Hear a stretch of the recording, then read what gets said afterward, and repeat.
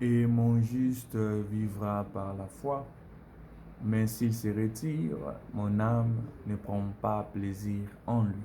Là, ce sont les paroles de l'écriture d'Hébreux 10 au verset 38. Et nous sommes toujours dans notre continuité.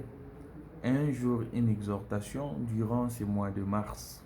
Et je crois que Dieu nous bénira encore abondamment par ces exhortations. Et dans la lecture de ce que nous venons de dire maintenant, la Bible dit que et mon juste vivra par la foi. Nous comprenons que le juste, ce qui lui fait vivre, c'est la foi. C'est-à-dire que sans la foi, le juste est mort. C'est quelque chose qui est lié à notre existence étant juste en Christ. C'est-à-dire c'est quelque chose qui est lié à, c'est le souffle d'un enfant de Dieu, c'est la foi.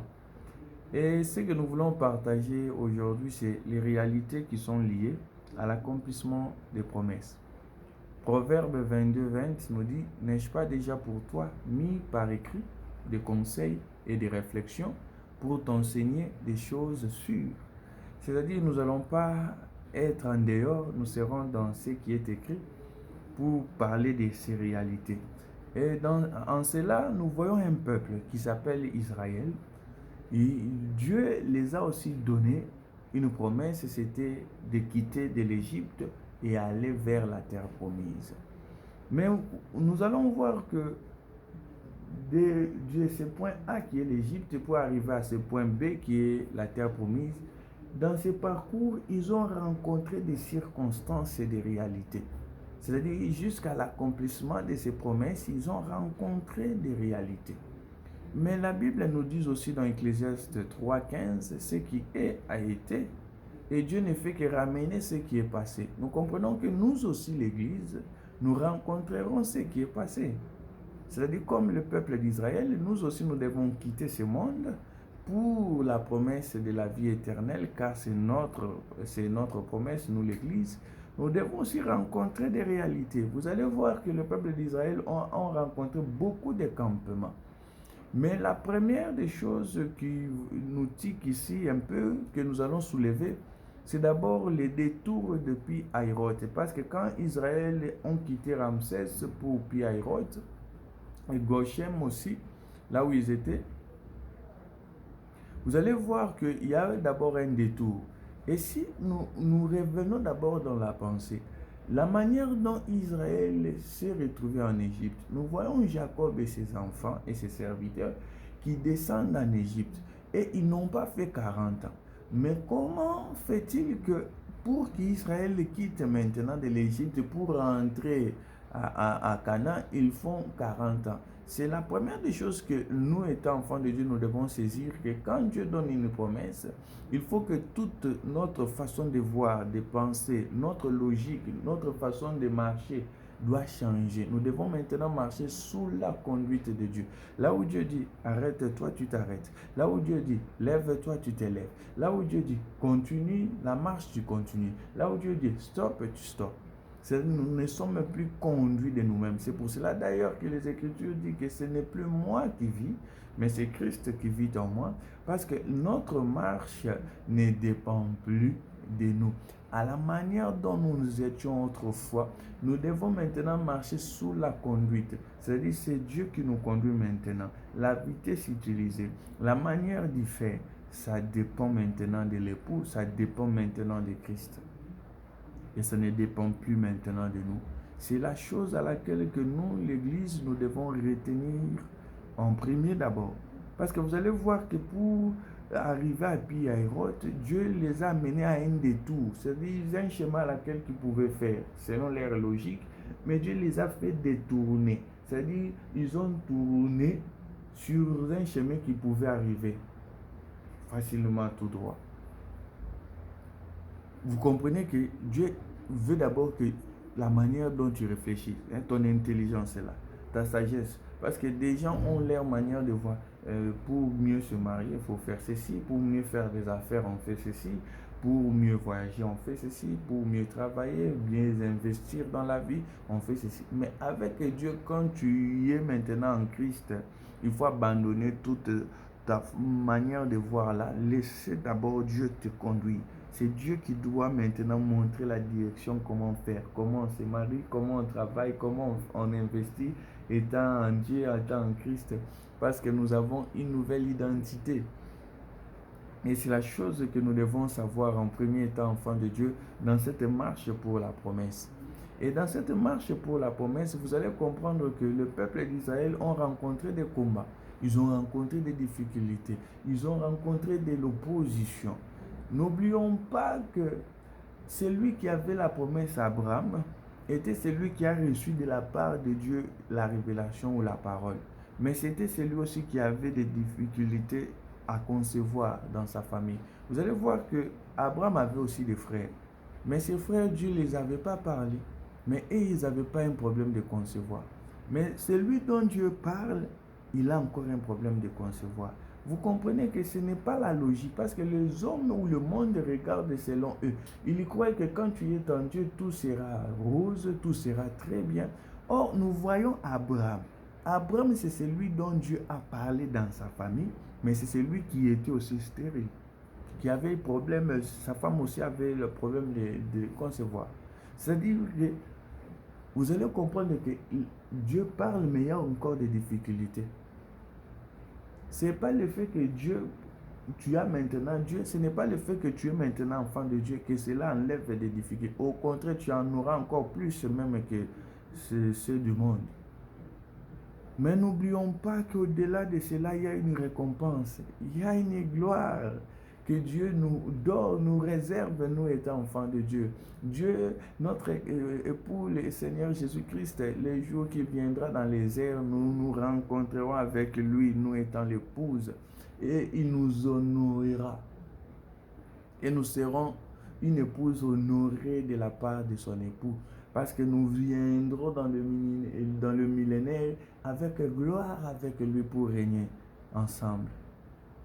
Vous comprenez, il y a des promesses, il y a des choses qui donnent de la joie, qui dépassent des choses éphémères de la terre. Et c'est là, je veux encore aussi soulever une chose. Quand nous servons Dieu, quand nous sacrifions pour Dieu, même quand nous donnons des offrandes pour Dieu, des fois, des hommes de Dieu, de foi, ou certains ministres de foi, ont tendance de faire croire ou amener au peuple de Dieu la pensée que quand tu le fais, tu les recevras toujours sur terre. Non, non. Il y a des choses à laquelle que nous faisons. Le but ou l'objectif n'est pas toujours que cette récompense sera terrestre. Non. Parce que même les Écritures nous disent que assez donc qui espèrent toujours sur des choses de la terre, il est le plus malheureux. Il est le plus malheureux si nous, notre espérance est basée sur des choses terrestres. C'est-à-dire il y a des choses que l'on fait pour Dieu, nous les faisons pour Dieu. Ce n'est pas une loterie que tu fais pour gagner plus.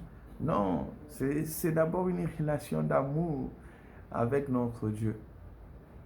Et que certaines personnes ne vous amènent pas avec la pensée quand tu sers Dieu, quand tu offres à Dieu, la pensée de toujours croire que c'est terrestre et que tu recevras le tout. Non. Nous savons que Dieu sait que nous avons besoin de certaines choses sur terre et nous l'aurons par la grâce de Dieu. Parce que sur terre, pour arriver à cette promesse, nous rencontrerons des réalités. Le peuple d'Israël a rencontré des réalités. Édom qui sont les fils de son frère Ésaü, se sont aussi opposés. Même l'entourage va aussi te trahir. Ce sont des réalités qui sont liées. Même ceux qui sont plus proches de toi peuvent aussi te trahir dans les réalités liées à la promesse. Vous comprenez que Jésus a été trahi et vendu par celui qui était proche de lui. Joseph, pour arriver à la promesse, il a été vendu par ses propres frères. Il y a toujours des proches. Tu verras encore que même le fils prodigue, quand il est rentré dans la maison du père, c'est toujours son frère qui s'est opposé. Mais pourquoi faire pour lui? Pourquoi faire ceci pour lui? C'est lui qui a quitté. Vous voyez que c'est toujours des choses qui sont liées à la réalité des promesses. À la réalité des promesses, tu rencontreras de l'opposition. Pour l'œuvre du salut de l'humanité, il y a ses propres frères qui se sont opposés à Jésus-Christ, qui sont des Juifs. C'est-à-dire que sur ces choses, tu rencontreras des combats, tu rencontreras des difficultés. Mais laisse-moi te dire, tant que tu as Dieu, il y a de l'assurance. Tant que tu as Dieu, espère encore. Et ce que j'aimerais que chacun de nous retienne par cette exhortation, c'est, nous avons dit tout au début que mon juste vivra par la foi. Et dans la foi, il y a un élément qui entre au-dedans de la foi, c'est ce qu'on appelle la persévérance. Persévère encore. Les critiques peuvent venir. Regarde la logique des hommes. Ils pouvaient bien critiquer Abraham. Voilà lui qui dit que Dieu lui a parlé, mais jusqu'à présent, ce Dieu-là ne lui donne pas des enfants. C'est ça la logique des hommes. Les hommes peuvent parler. L'Obi Kazan Nzambe, il dit qu'il a Dieu, mais c'est lui qui a toujours des problèmes. Il n'est pas stable dans sa vie. Le problème de ceci, le problème de cela. Il soulèvera des choses. Mais laisse-moi, on parle d'Abraham plus que de ses frères aujourd'hui. Dieu a honoré cet homme, Abraham. Et Dieu t'honorera aussi. Toi l'épouse, toi l'église, tu seras aussi honoré. Malgré les critiques de ce monde, malgré les critiques des gens. Ne t'étonne pas si tu es critiqué dans ton propre église, dans ton propre assemblée.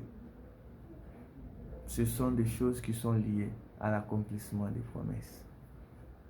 Fortifie-toi. C'est le message à laquelle que Dieu voulait te dire à toi personnellement. Fortifie-toi. Persévère encore. Persévère encore. L'Éternel ne t'a pas abandonné. Nous allons faire une dernière lecture rapidement. Je suis dans Hébreux 10 au verset 36. La Bible dit ceci. Car vous avez besoin de la persévérance, afin qu'après avoir accompli la volonté de Dieu, vous obteniez ce qui vous est promis. Persévère encore. C'est ce que Dieu attend de toi en ce moment. Dans la parole de Dieu que tu es là, dans l'obéissance de la parole de Dieu là où tu es, persévère toujours en ça. Dieu t'honorera. Tu seras honoré. Tu seras récompensé. Par rapport à des promesses que Dieu t'a données toi personnellement. Des fois même des réalités qui sont liées à l'accomplissement des promesses. Il y a même des songes, il y a des prophéties, il y a des visions. Tu dors et tu vois toujours des songes compliqués, des rêves compliqués. Tu vois, on te vole la promesse. Tu vois que tu suis ton promesse. Tu vois, tu n'arrives pas. Il y a des songes que tu peux voir, des rêves que tu peux voir, toujours qui est lié à l'accomplissement, qui peut être même décourageant. Mais ne te décourage pas, mon frère et ma soeur. Persévère encore. Persévère encore. Parce que des gens croient que des fois, quand tu as la promesse, tu peux avoir la promesse aujourd'hui. Dieu te donne la promesse. Tu as une vision, tu as reçu une prophétie, tu as reçu un rêve, ou tu as vu même un rêve. Mais après cela, tu vois maintenant des rêves qui sont comme contraires à ce que tu avais vu précédemment. Garde ce que tu avais vu en premier là. Le Dieu qui t'a donné comme promesse ne ment point. Retiens bien cela. Ce que tu vois après, ce sont simplement des combats qui sont liés à l'accomplissement de la promesse qui a été donnée. Et Dieu l'accomplira certainement. Toi, tiens-toi à ton poste. Toi, tiens-toi dans l'évangile. Toi, n'abandonne point. Toi, ne relâche point. Dieu te connaît. Et Dieu connaît nos problèmes. Et Dieu les réalisera. Et encore sur la promesse de la vie éternelle, il viendra un jour. Et nous serons dans la gloire, dans l'annonce, dans la joie, ensemble avec l'époux. Et nous oublierons tous ces soucis, toutes ces choses, des critiques des hommes. Et l'homme n'est qu'un homme. Il ne sait que parler, changer son langage. Il ne sait que parler, changer son langage.